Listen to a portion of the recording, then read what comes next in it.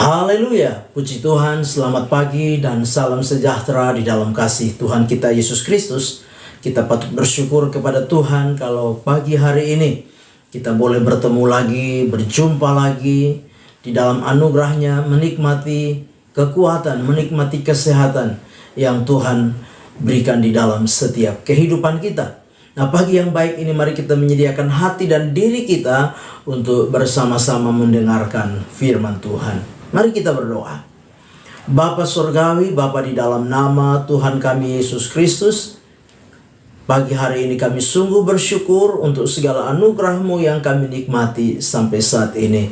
Terima kasih sungguh Engkau Allah, Engkau Bapa, Engkau Gembala kami yang baik, yang boleh memperkenankan kami ada sampai pagi hari ini. Pagi ini kami mau mendengarkan firman-Mu, berkati dan urapi kami semua. Biarlah firman ini boleh menjadi berkat, menjadi rema, menjadi kekuatan di sepanjang langkah hidup kami, di sepanjang hari ini. Kami serahkan dalam tangan Tuhan. Kami mengucap syukur dalam nama Tuhan kami Yesus Kristus kami berdoa. Haleluya. Amin. Puji Tuhan. Pagi hari ini kita akan sama-sama belajar firman Tuhan dengan tema memaknai setiap penderitaan. Sekali lagi, tema firman Tuhan memaknai setiap penderitaan. Kita perhatikan firman Tuhan di dalam 1 Petrus pasal yang keempat ayat 1 dan ayat yang kedua. 1 Petrus 4 ayat 1 dan ayat yang kedua, demikian firman Tuhan. Jadi karena Kristus telah menderita penderitaan badani, kamu pun harus juga mempersenjatai dirimu dengan pikiran yang demikian. Karena barang siapa telah menderita penderitaan badani, ia telah berhenti berbuat dosa. Supaya waktu yang sisa jangan kamu pergunakan menurut keinginan manusia, tetapi menurut kehendak Allah. Nah, Bapak Ibu jemaat yang kekasih di dalam Tuhan kita Yesus Kristus, tidak ada satu manusia pun yang ingin hidupnya mengalami penderitaan.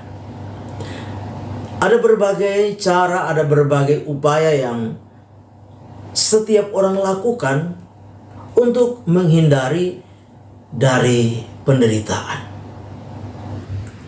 Bapak Ibu jemaat kekasih, namun pagi hari ini kita mau belajar bersama-sama lewat bagian firman Tuhan supaya kita dapat memaknai setiap penderitaan yang terjadi di dalam kehidupan kita.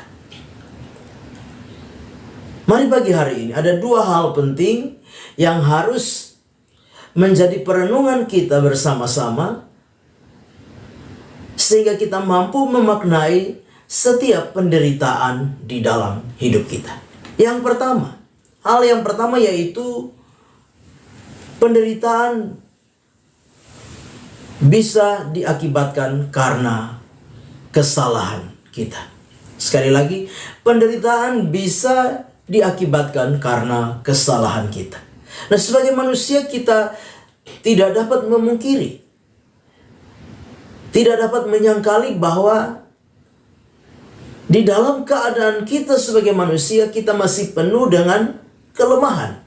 Kita masih penuh dengan keterbatasan. Kita masih penuh dengan kekurangan. Tidak ada satu manusia pun yang hebat. Tidak ada satu manusia pun yang sempurna. Nah, sebagai orang-orang yang percaya kepada Tuhan, ketika kita mengalami penderitaan di dalam hidup ini, mari kita belajar untuk mengerti, menyadari apa yang menjadi dasar, apa yang menjadi penyebab sehingga kita ada di dalam penderitaan. Kita harus mengerti bahwa sebagai manusia yang terbatas ini, kadangkala di dalam kita menjalani hidup ini, kita bisa salah di dalam ucapan. Kita bisa salah di dalam tindakan, di dalam perbuatan. Bahkan tidak sedikit kita salah di dalam pikiran. Karena apa? Manusia kita yang masih penuh dengan kelemahan, masih penuh dengan kekurangan, masih penuh dengan keterbatasan. Rasul Paulus sendiri mengungkapkan hal ini. Dia berbicara kepada orang-orang percaya yang ada di Korintus. Dia berkata bahwa di dalam dirinya ada dua hukum yang sedang berjuang. Di satu sisi, Rasul Paulus ingin supaya melakukan kebaikan. Di satu sisi Rasul Paulus ingin supaya melakukan kebenaran. Tetapi di dalam kenyataannya, di dalam realitanya, yang jahat yang malah terjadi, yang buruk, yang tidak benar, yang tidak berkenan kepada Tuhan, itu yang Rasul Paulus lakukan. Nah, Bapak Ibu jemaat yang kekasih, sebagai orang-orang yang percaya, ketika penderitaan, ketika kesukaran, ketika persoalan dan masalah terjadi, karena kelemahan kita, karena keterbatasan kita, karena kekurangan, karena kesalahan kita, firman Tuhan memberikan solusi kepada kita sekalian.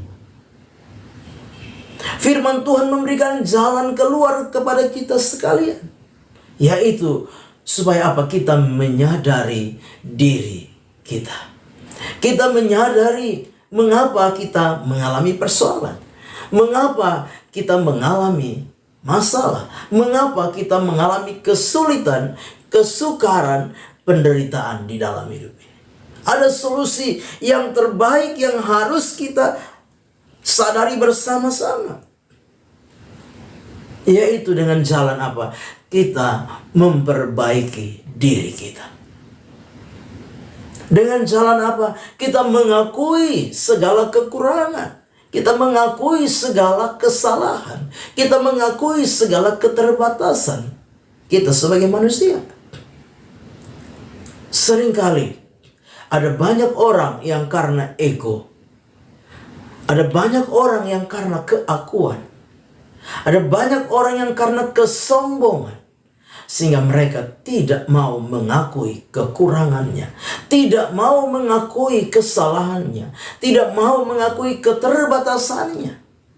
Padahal kita menyadari bahwa tidak ada satu manusia pun yang super di dalam hidup ini. Tidak ada satu manusia pun yang sempurna di dalam hidup ini. Firman Tuhan di dalam 1 Yohanes pasal yang pertama ayat yang ke-9 mengingatkan kepada kita supaya apa? Di tengah-tengah persoalan penderitaan yang kita alami, Tuhan mau kita mengakui setiap kesalahan kita. Firman Tuhan berkata bahwa Allah kita adalah Allah yang setia dan adil. Ia akan mengampuni segala dosa dan kejahatan kita. Jika apa? Kita mengakui kesalahan, mengakui kekurangan, mengakui keterbatasan kita. Karena kita menyadari kita penuh dengan keterbatasan, kekurangan, ketidakberdayaan di dalam kehidupan kita. Tidak ada satu manusia pun yang super. Itu sebabnya mari kita belajar bersama-sama lewat firman Tuhan pagi hari ini, supaya kita belajar menyadari bahwa diri kita masih penuh dengan kelemahan, keterbatasan, dan kekurangan di dalam hidup ini.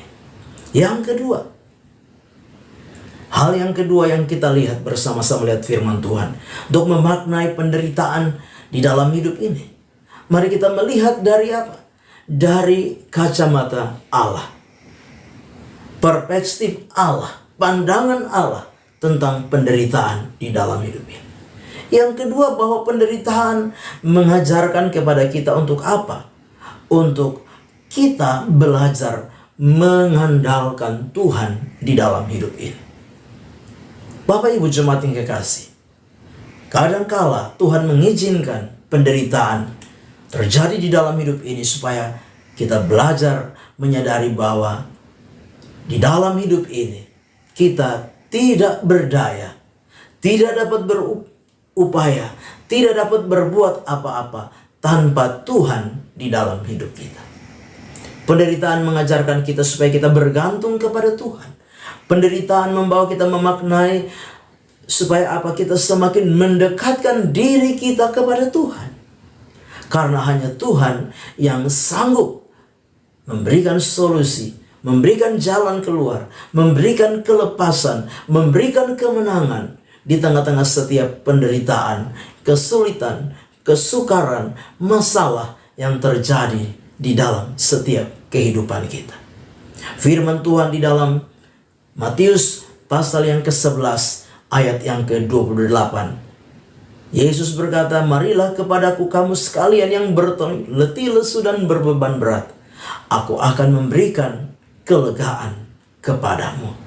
Bapak Ibu jemaat yang kekasih, pagi hari ini, mari kita meresponi setiap penderitaan, memaknai setiap penderitaan yang terjadi di dalam kehidupan kita. Sehingga kita semakin hari semakin mengerti kehendak Tuhan di dalam setiap kehidupan ini. Amin. Kita berdoa. Bapa di dalam surga, di dalam nama Tuhan kami Yesus Kristus, kami sungguh bersyukur pagi hari ini kami boleh bersama-sama mendengarkan firman Tuhan. Biarlah firman Tuhan yang kami dengar boleh menjadi rema, menjadi berkat, menjadi kekuatan di dalam setiap kehidupan kami. Terpujilah namamu, kami serahkan seluruh hidup kami sepanjang hari ini di dalam tangan kasih dan kemurahan Tuhan.